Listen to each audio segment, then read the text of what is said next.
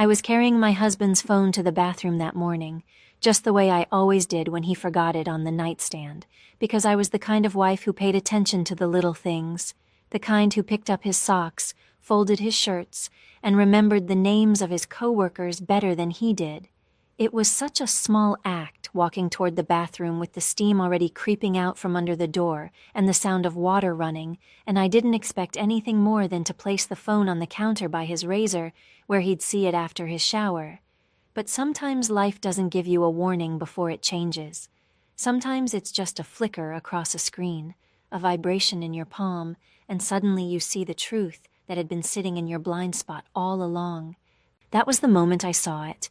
The name Honey flashing with a neat little heart emoji right beside it, and beneath it, the words, "Can't wait for our lunch date. Same place as always."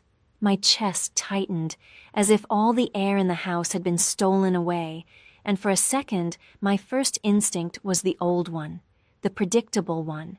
To think I must have misunderstood, that maybe Honey was an office assistant or a cousin with a quirky nickname. But deep down, where women know the truth long before they admit it, I felt the sting of reality. This wasn't a cousin. This wasn't work. This was betrayal, sliding into my life on the screen of a phone I had bought him as a Christmas gift just a year ago. And by noon, when my own phone buzzed with 9 desperate calls in a row, when the same man who had kissed my cheek at breakfast was trying to reach me with a panic I could hear even without answering, I did the one thing I never thought I'd have the courage to do. I let it ring and I smiled, because revenge doesn't always wear sharp heels and red lipstick. Sometimes it wears an apron and holds a coffee cup. If your heart is beating a little faster right now, if you've ever had that sharp ache of realizing someone you trusted didn't value you the way you deserved, then please know this story is for you. And if you take a moment to like or leave a comment, it means more than you can imagine, because your support is what helps me keep sharing stories that remind women like us. We're not alone and we're stronger than we look. Thank you for being here. You matter. My name is Claire Bennett. I'm 33 years old, and I've spent most of my life in a small New England town where the neighbors wave as you drive by, where the gossip is slow but sharp, and where everyone thinks they know your life better than you do. I've always been described as steady, dependable, the girl who married young, built a neat little life with a man who seemed charming enough, and never raised her voice in public. People said I was lucky, and sometimes I even believed them. But what people saw was only the outside of the picture, not the smudges in the corners, not the cracks starting to form under the paint. That morning, as I stood in the hallway with his phone buzzing in my hand, I thought about all the little signs I had brushed aside, the sudden late lunches that turned into dinners, the cologne I smelled faintly on him when he came home. That wasn't the bottle I had ever bought, the way he started guarding his phone the way he used to guard his car keys. I told myself stories to stay calm. He was busy, he was stressed, he just wanted some privacy. But women know. We always know, even when we don't want to admit it. And here it was, handed to me not by fate or by confrontation, but by a careless slip of timing while he stood under the shower believing I was still the same old Claire. I didn't drop the phone. I didn't storm into the bathroom demanding answers. Instead, I placed it softly on the counter where he would see it and never know that I had seen more than enough. I walked back to the kitchen, every step feeling heavier, but my mind surprisingly clear. I realized then that I was standing at a fork in the road. I could take the path I had always taken, the one of quiet denial, of giving him the benefit of the doubt until it hollowed me out completely, or I could do something different, something that belonged only to me. That was when the strangest thought slid into my mind, almost like a whisper. Don't fight fire with fire, fight it with silence and a spoon. It was ridiculous and poetic at the same time, and I almost laughed out loud. Because sometimes when life tries to crush you, humor steps in like a tiny shield, reminding you that you're not as weak as you feel. My mother always said a woman could move a mountain with a teaspoon if she had to, and I had just found my mountain. So instead of waiting for him to come out of the shower and start our day like any other, I pulled open the kitchen cabinets, took out the ingredients for breakfast, and began to plan a small, quiet act of revenge that would set the tone for everything that came after. It wasn't about hurting him, not really. It was about taking back the power I had given away for too long. And the beauty of it was that he wouldn't even see it coming.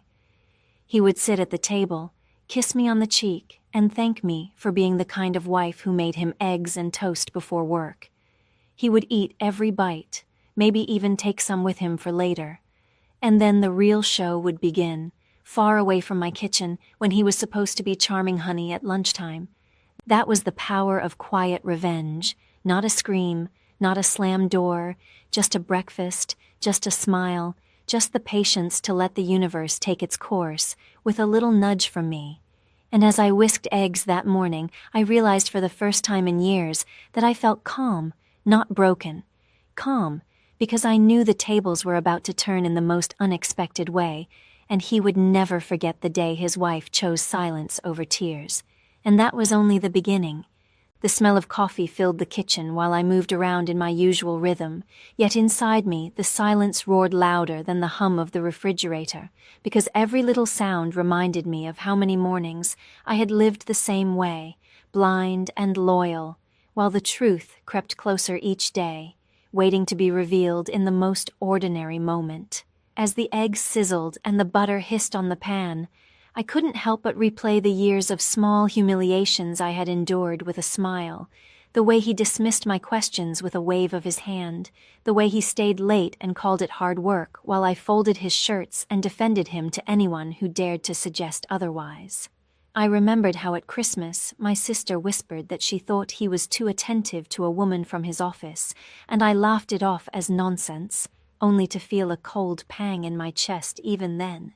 I remembered my father narrowing his eyes when my husband excused yet another business trip, and I snapped back that he was just trying to give us a better life. And most of all, I remembered every single time I convinced myself that loyalty was enough to hold this marriage together, when in reality, my loyalty had become his camouflage, and my faithfulness his shield. That was the cruelty I tasted that morning. Not just the betrayal on his phone screen, but the realization that I had been his best cover story all along. I moved through the kitchen with mechanical motions, cracking eggs, buttering toast, pouring coffee, and yet my mind was nowhere near those simple tasks. It was turning over years of moments that looked innocent on the surface, but now seemed drenched in meaning, moments when he came home late with a faint scent of cologne that wasn't the one I had bought him, when he claimed he had grabbed dinner with colleagues but couldn't remember what restaurant, when he carried his phone into the bathroom suddenly, after years of leaving it carelessly on the counter, and I had told myself it was because of work. The worst part was not that I didn't see it, but that I had seen enough to know something was wrong and still kept my eyes closed, because I thought that was what good wives did. They trusted, they endured, they filled the gaps with patience and prayers. And while I was busy pretending everything was fine, he was busy pretending too. Except his pretending wasn't about keeping peace. It was about keeping lies alive. That realization sank into me like a stone, and I knew in that moment that the injustice was not only his betrayal, but my years of silence, my endless excuses, my willingness to carry the weight of faithfulness alone while he walked freely. As I whisked the eggs harder than I meant to, I thought of how easy it would be to storm into the bathroom right then, to throw the phone at him, to scream and demand the truth. But I had played that scene in my mind before, and I knew exactly how it would end. He would deny, he would twist, he would turn my anger into a performance of paranoia, he would laugh and call me dramatic, and if he admitted anything at all, it would come wrapped in accusations that I drove him to it, that I hadn't been attentive enough, that I was the reason he strayed. I knew that script by heart because men like him wrote it with the same pen across different marriages, and I had no intention of letting him direct me into that role again. Instead, I breathed, I stirred the mixture until it was smooth, and I decided that my weapon would not be my voice, but my silence, because silence leaves room for patience, and patience leaves room for plans. And in that moment, I realized that quiet dignity could strike sharper than the loudest rage if I chose the right moment to reveal it. My mother used to say that a woman could move a mountain with a teaspoon if she had to. And as I stood there with a spoon in my hand, I finally understood exactly what she meant. When he finally walked out of the bathroom fresh and humming, water still dripping from his hair, his smile was as casual as ever, and he leaned down to kiss my cheek the way he always did, as if nothing in the world had shifted. He sat down at the table, fork in hand, eating his breakfast with the same satisfaction as every morning, and even slipped some into a little container for later, just like he often did, completely unaware that everything had already changed. He thought he was still married to the same woman who would defend him, who would close her eyes, who would smooth the wrinkles in his stories and silence the doubts that tried to reach her heart. But I was no longer that woman, not after that morning, not after that message, not after realizing that silence could belong to me instead of to him. As I wiped down the counter and watched him eat, I felt something close to relief, a lightness that came not from forgiving him, but from finally forgiving myself for carrying his lies for so long. Years of injustice had just turned into one quiet act of justice, and though he did not know it yet, the balance had already begun to shift in my favor, and I promised myself that nothing would ever return to the way it had been. As I stood in that kitchen watching him finish his breakfast with the same careless satisfaction he had shown for years, my mind spun with a storm of questions I had never allowed myself to ask out loud. Because every betrayal plants the seed of what if deep inside a woman long before the evidence shows up on a glowing phone screen. What if I confronted him and he laughed in my face, calling me paranoid as he had done so many times before when I asked about his late nights? What if I screamed, cried, and demanded the truth only to be met with his familiar wall of lies, a wall so solid I could pound on it until my fists bled and still never break through? What if I said nothing and carried on as if I had not seen that message, sliding back into the silent prison I had built for myself, brick by brick, with loyalty, hope, and denial? Each scenario played out in my head in fast, merciless detail, and each one left me weaker, smaller, more humiliated than before, until finally one last what if rose above the rest like a lighthouse in the fog. What if I didn't fight his lies with tears but with patience? What if I didn't beg for respect but quietly demanded it with actions he could not twist into weapons against me? That thought lodged itself inside me like an anchor, and the longer I turned it over, the more it steadied me, because I knew from the first moment I saw that message that I was not going to play the scene he expected. He thought I would confront him, lose control, become the angry wife he could dismiss as unstable, and in some cruel way that would have made his path easier, because anger can be laughed at, tears can be mocked, but silence cannot be argued with. Silence unnerves men like him, because it refuses to give them a script to perform against. The more I pictured his smug denials and his tired excuses, the more certain I became that my revenge would not come in the form of shouting, but in the form of stillness, a stillness that carried a plan sharper than any weapon I had ever held. And while I stirred the coffee and set the plate before him, I felt the first real spark of power that I had felt in years, because I had finally chosen a role in this story that belonged to me. Humor found its way into my thoughts in the oddest way. Maybe because women my age learned to laugh in the face of despair, just to survive it. And I thought of my mother's old saying about teaspoons and mountains, realizing that my teaspoon had already begun its work that morning. A tiny dose of justice stirred into scrambled eggs, disguised under the smell of butter and toast, was going to become the nudge that shifted the mountain he thought he was standing on so securely.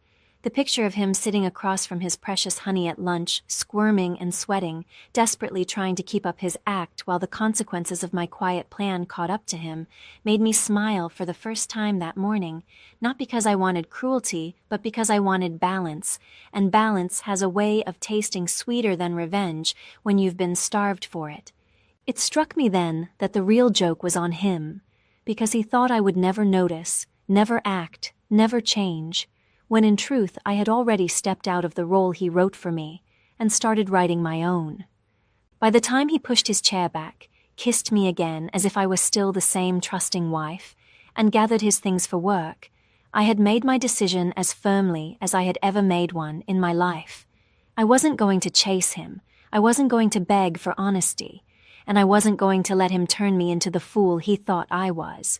Instead, I was going to let him walk out that door with the false confidence that his world was still intact, carrying not just his briefcase and his phone, but also the consequences of the breakfast I had lovingly prepared. Consequences that would follow him to lunch and meet him at the very table where he thought he could hide me out of sight. I smiled as I handed him his coffee, knowing he had no idea that the woman who stood before him was no longer his cover story but his reckoning, and as the door closed behind him, I felt lighter than I had in years, because the quiet decision had been made, and there was no turning back. The table looked warm and inviting, the kind of breakfast spread any husband would be glad to wake up to, and as I set the plate in front of him with the same soft smile I had worn 1,000 times before, he had no reason to suspect that everything about this morning was different. He dug into the eggs with that careless appetite he always had, complimenting the flavor in the laziest way, barely lifting his eyes from the plate, while I stood across from him sipping my own coffee, pretending to be absorbed in the newspaper, but secretly watching every forkful he lifted, every sip of juice he took, and every crumb of toast he buttered with the same calm patience of a woman who finally knew the upper hand was hers. The steam rose from his cup, the clink of silverware filled the room, and he chewed and swallowed with the relaxed rhythm of a man who thought the world was still arranged in his favor.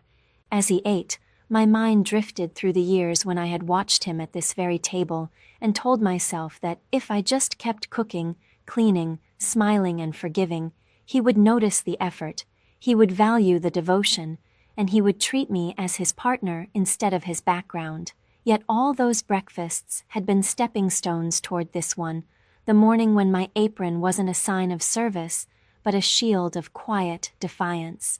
He didn't realize that while he filled his stomach, I was filling my heart with something I hadn't tasted in a long time: control, the steady kind that doesn't shout or slam doors, but waits patiently for its moment to be recognized. For once I wasn't wondering if he loved me enough. I was wondering if he would make it to lunch with his honey without learning just how fragile his balance really was. The moment that sealed my decision came almost casually, as so many important moments do, when he finished the last bite on his plate, and then, without hesitation, reached for a small plastic container from the cabinet, scooping in a portion of eggs and toast with that thoughtless entitlement that had always defined him. I had spent years watching him take what he wanted, from my time, from my patience, from my faith, never asking if there was anything left for me. And here he was again, taking the food I had prepared and tucking it neatly into his bag, unaware that he was carrying with him more than just breakfast. The irony was almost poetic, because in his greed to grab a little extra for later, he had carried away the very tool of his undoing, and I didn't have to say a word. I only wiped the counter and nodded as if nothing about this morning had shifted, when in truth everything had tilted in my favor. Before he left, he leaned down and kissed my cheek, a gesture that had once made my heart flutter, but now only made my skin burn with the memory of the message from Honey, and yet I kept my face serene, allowing him to believe he still held the same place in my heart. He thanked me absently for breakfast, grabbed his keys, and walked out the door, humming, while I stood in the kitchen with the quiet satisfaction of a woman who had set something in motion that could no longer be undone. The sound of the door closing was softer than thunder, but in my mind it carried the weight of a storm rolling in, a storm he had no idea was already overhead, and as I looked at the empty dishes and the faint ring of his coffee cup on the table, I smiled to myself, knowing that my silence had spoken louder than any accusation ever could. By the time the clock in my kitchen ticked its way toward noon, I had settled into the kind of ordinary morning that would have looked peaceful to anyone peeking through the window, folding laundry with steady hands, wiping down the counters, sorting the week's mail.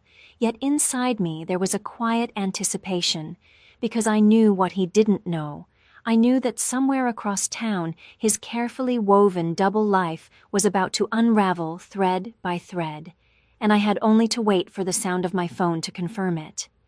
The first vibration came just as I was stacking clean towels, and when I looked down to see his name lighting up the screen, a strange calm washed over me, because this was not the usual husband checking in or reminding me of an errand. This was panic disguised as urgency, and I let it ring until it fell silent, tucking another folded towel into the linen closet with a satisfaction I had never felt before. Moments later it buzzed again and again, until by the third call I was almost laughing at the irony, because here was the man who barely called me during the day, unless he needed something, suddenly unable to stop dialing, his desperation carrying itself through the walls of silence I had built. I set the phone face down on the counter and poured myself another cup of coffee, letting the steam warm my face as I listened to the muffled vibrations shaking the wood beneath it, each one louder in my mind than any confession he could have offered. By the time I checked the screen again, the missed calls had multiplied, 5, 6, then 7, climbing like footsteps on a staircase he couldn't climb fast enough, and I felt no rush to answer, because after all the times he had dismissed my questions and silenced my doubts, it was almost poetic to see him begging for my attention while I chose to grant him none. I imagined the scene he must have been living in that moment, sitting in his car outside some restaurant, or maybe already at the table with Honey, waiting impatiently, his stomach betraying him in the most inconvenient way, his smooth charm collapsing under the weight of discomfort he could not hide, and his mind racing not just with how to explain himself to her, but with how to beg me for help without admitting what he had been planning. The thought of him juggling excuses, sweating through his shirt, fumbling with his phone, made me realize that revenge didn't always need an audience to feel satisfying. Sometimes it was enough to picture it vividly, to know that the balance was shifting in real time, and that every vibration of my phone was another crack in the confidence he had carried out the door that morning. When the 9th call finally flashed across my screen, I picked it up, not to answer, but to hold it in my hand, to see his name glowing desperately, to feel the weight of all the years I had been the one waiting, wondering, doubting, and forgiving, and then to set it gently back on the table without lifting a finger. I smiled as I watched it fall silent again, because in that quiet moment I understood something deeper than revenge. I understood that control was not about shouting louder or demanding confessions. It was about knowing I had already shifted the power in my direction, and no matter what excuses he stammered into the voicemail, no matter what story he tried to weave next, he would remember this day as the first time I chose myself over his lies. The afternoon sunlight poured through my kitchen window in golden stripes, yet the peace it brought me was the very opposite of what my husband must have been feeling at that same hour, because while I calmly sorted receipts and planned dinner, his world was unraveling one thread at a time.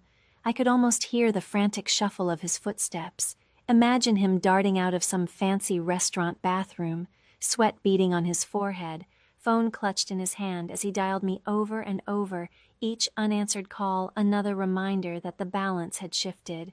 He had left the house that morning, believing he was clever, believing he could keep 2 lives balanced without ever falling, but by noon the quiet poison of his own choices was working against him, and I didn't have to move a muscle to make it happen. The messages began soon after the calls slowed down, long strings of apologies that pretended to be accidents, excuses dressed up as coincidences, words that looked so flimsy against the truth I already carried inside me. He wrote that he wasn't feeling well, that he had to cancel his lunch meeting, that he would come home early to rest, as if I hadn't already pieced together exactly who that meeting was with, and exactly why he was so desperate to make me believe it didn't exist. I scrolled through his frantic words, with the same detached calm one might use when reading junk mail, knowing that every letter he typed was not meant for me, but for the fragile image of himself he was trying to hold together, the image that had already shattered the moment I saw Honey's name light up on his screen that morning. I let the phone buzz and blink on the counter as I watered my plants, each vibration against the wood sounding less like urgency and more like music, a song of desperation that had been years in the making. For so long I had been the one waiting for his attention, holding on to scraps of affection while he rationed them out between lies. But now the roles had reversed so perfectly that I didn't need to raise my voice or demand an explanation. All I needed to do was nothing, and in that stillness I became the very center of his panic. The woman he had underestimated, the wife he had counted on to keep quiet, had finally gone silent in a way that left him gasping for breath. By the time his 10th message arrived, promising to explain everything, begging me not to be upset, even suggesting that we could go out for dinner together that evening, I almost laughed at the absurdity of it all. The same man who had been planning a secret lunch date with his honey was now scrambling to reframe me as the most important person in his life, not out of love, but out of fear. And I savored the bitter sweetness of that irony like a strong cup of coffee.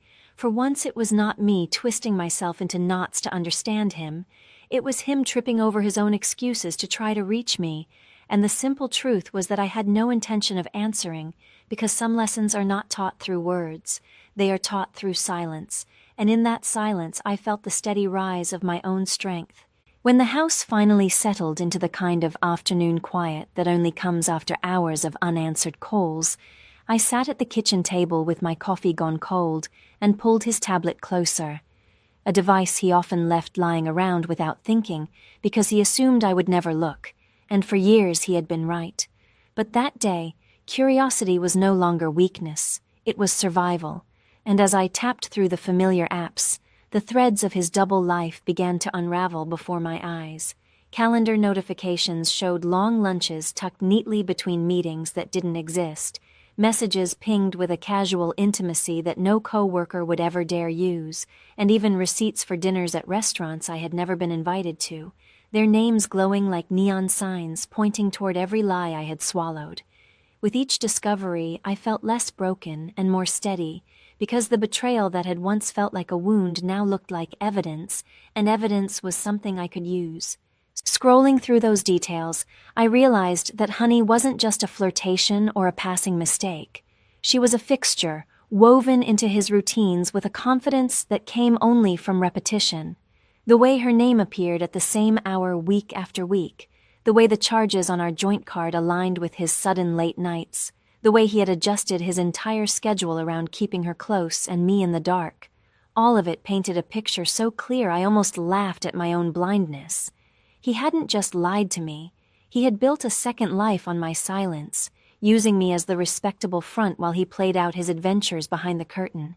And the realization burned, not because I had lost him, but because I had given him the benefit of the doubt for so long. That doubt was gone now, replaced with something far sturdier: resolve. The more I looked, the more I understood that his arrogance was his weakness, because men who juggle lies always leave fingerprints on the glass, and he had left them everywhere. There were half-hidden emails sent at midnight, notes on his phone labeled with initials that matched her name, even a clumsy selfie of the two of them buried in a folder he must have thought I'd never check. I stared at that picture for a long moment, not with tears, but with a strange clarity, because there was no heartbreak left in me, only the certainty that this was not about me being unworthy. It was about him being incapable of loyalty. And once you see the truth like that, you cannot unsee it, no matter how many apologies arrive in the form of desperate texts. When I finally closed the tablet and set it back where he had left it, I felt calmer than I had in years, because knowledge is its own form of revenge, and now I carried enough of it to reshape the future entirely. He thought the worst part of his day would be the stomach pain at lunch and my silence on the phone, but he had no idea that I had stepped into a new role altogether, not as the woman who covered his lies, but as the woman who could dismantle them piece by piece. I wasn't sure yet exactly how I would use what I had found, but I knew one thing with certainty: he would never again live so easily in the comfort of my silence. That part of me was gone, and in its place stood someone he had never met before, a wife who had finally seen the hidden truth. Once the initial shock settled into something cold and useful, I started to plan the way a person plans a quiet escape, with patience, small, careful steps, and the ruthless clarity that comes when you refuse to be fooled again. I laid out what I had found like evidence on a table and treated it the way any careful person would. I catalogued dates, screenshots, calendar entries, and receipts, backing everything up in a place he would never think to look because his arrogance had convinced him I would never cross that boundary. I made copies, saved PDFs, and wrote a clear timeline in my notes app, each item a steady peg in the structure I was building. And as I moved through that work, something shifted inside me from hurt to strategy, because nothing calms a racing heart like a plan. I closed bank access on a few small accounts we held jointly, not out of malice, but out of protection, because the same hands that had hidden lunches and secret dinners had also had access to the kind of joint decisions that could throw me into chaos if I did not move first. And while some women might call that cold, I called it survival, the kind that preserves dignity by keeping choices intact. I also prepared the softer parts of the plan, boundary letters typed in plain language and saved in drafts, a message to his HR framed not as revenge, but as a factual note about potential conflicts of interest and policy violations, an appointment with a lawyer that I scheduled for the simple purpose of knowing what my rights were and how best to protect myself if things went worse. All of this I did with my hands steady and my voice quiet, because dignity is not loud, it is precise and insistently reasonable.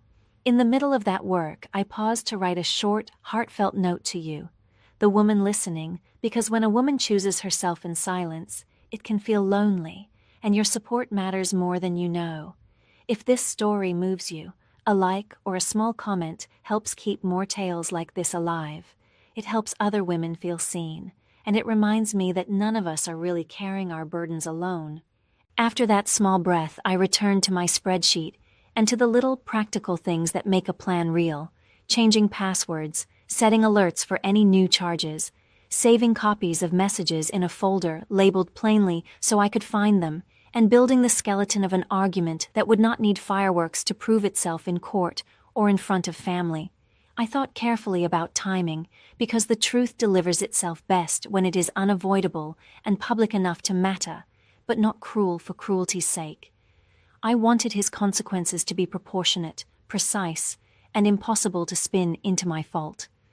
I reached out quietly to a friend who worked part-time in legal admin and asked hypothetically about policies around workplace fraternization, the kind of conversation that would give me clarity without exposing my hand, and I messaged an old acquaintance who knew how to file a formal complaint so I could be sure the channels existed if I needed them.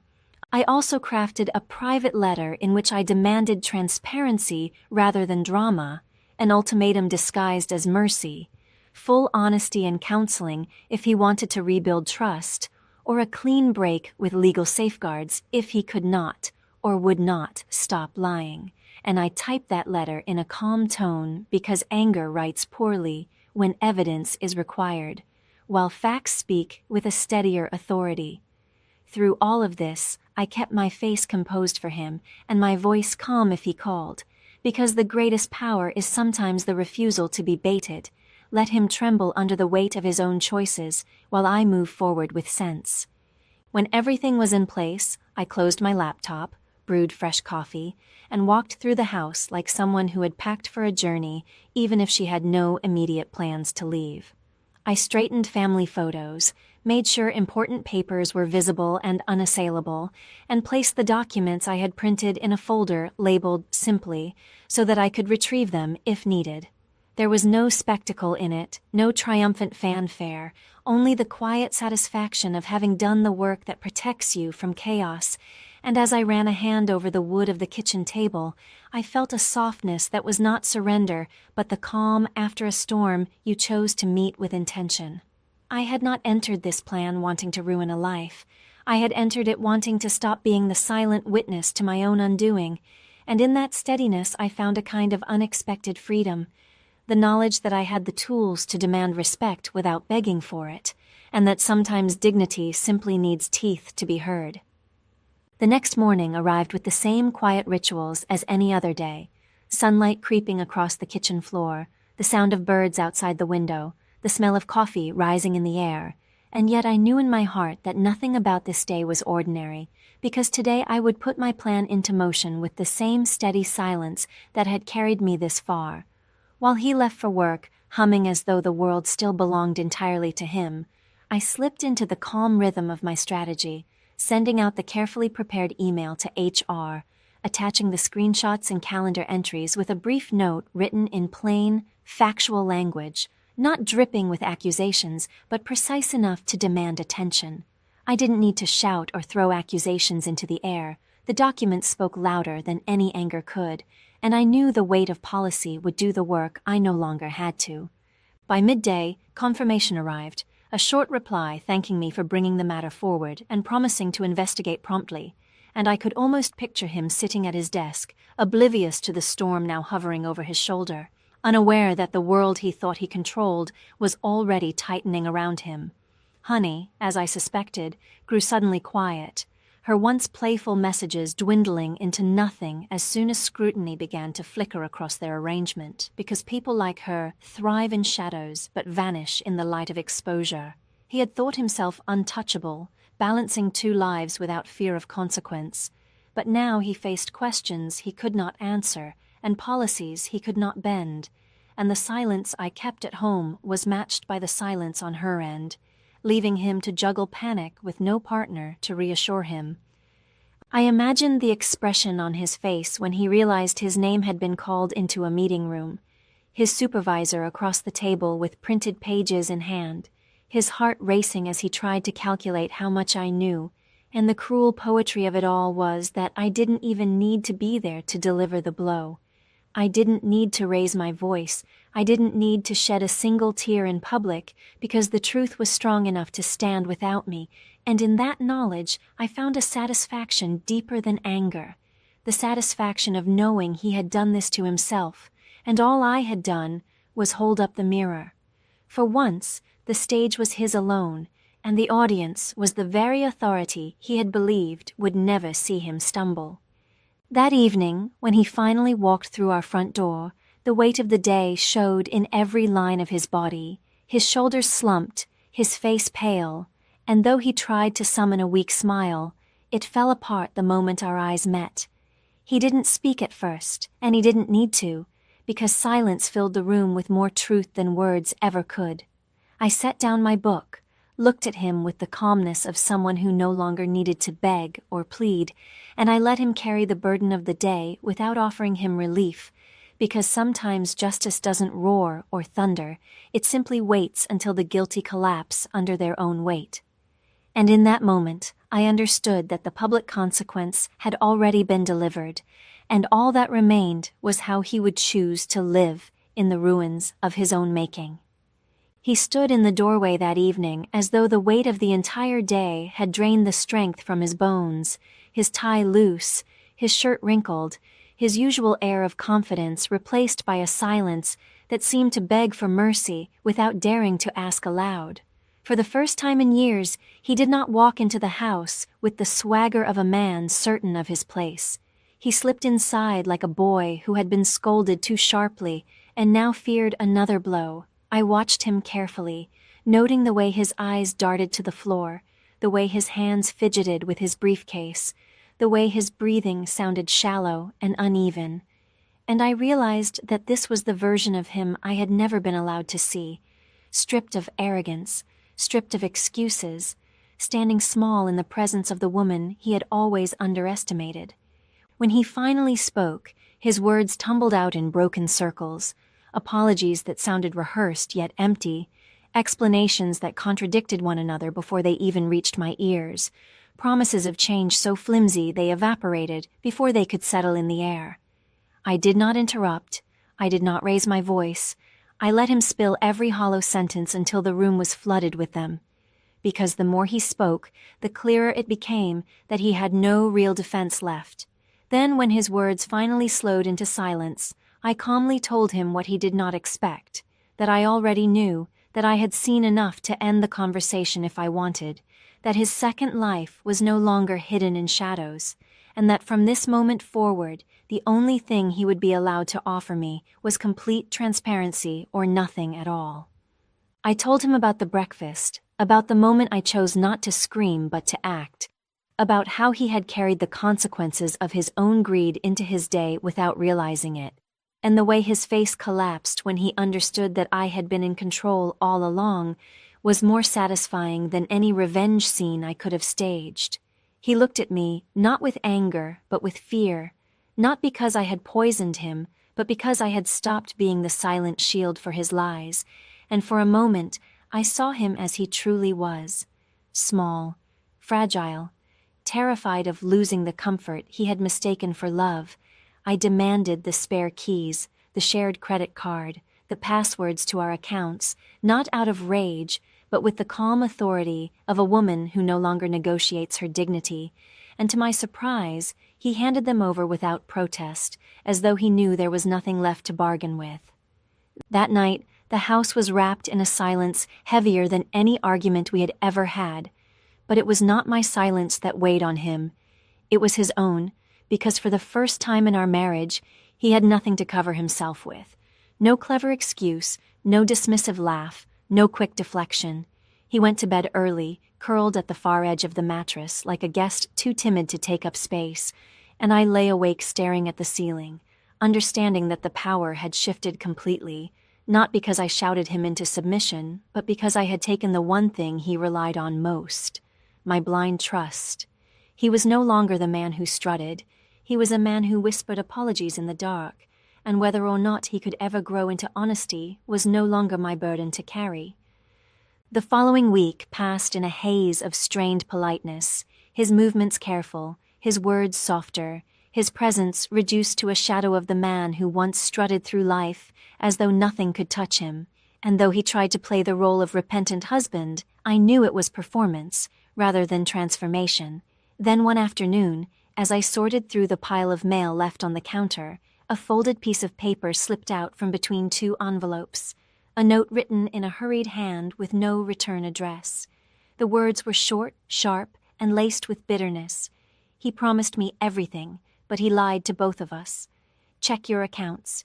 He borrowed against your future to fund mine. It was signed only with a small heart, and the name I had already grown sick of seeing, Honey. For a long moment I just stared at the page, the air thick around me, because betrayal has a way of burning fresh even when you think the wound has closed. I sat at the table with the note in one hand and my laptop open in the other, my fingers flying across the keyboard as I pulled up our joint accounts, and there it was in black and white, transfers I hadn't authorized, loans I hadn't signed for, money funneled away with a precision that revealed just how long this had been going on. Every number on the screen was a slap, not because of the dollar amounts themselves, but because of the arrogance it took to gamble with our stability, with my trust, with the future I had worked to protect. Honey hadn't written out of kindness.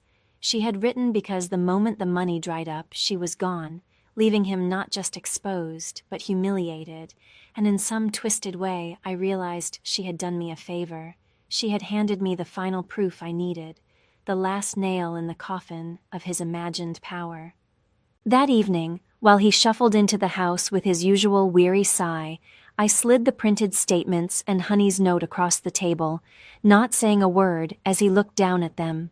His face drained of color, his hands trembled, his lips parted as if to form excuses, but no sound came out, because there was nothing left for him to twist, nothing left for him to spin. I had the truth in ink, undeniable and damning, and I could see in his eyes the collapse of the very image he had built so carefully. The husband, the provider, the man in control. For the first time since I had known him, he was speechless, small, cornered not by my anger, but by his own actions laid bare. The silence stretched, heavy and suffocating, and I let it linger, because sometimes silence is the sharpest verdict of all. When he finally tried to reach across the table, whispering my name as though I could be coaxed back into blindness, I pulled my hand away and told him calmly that I had already shared everything with my lawyer, that HR already had their file, and that his little kingdom of secrets was gone.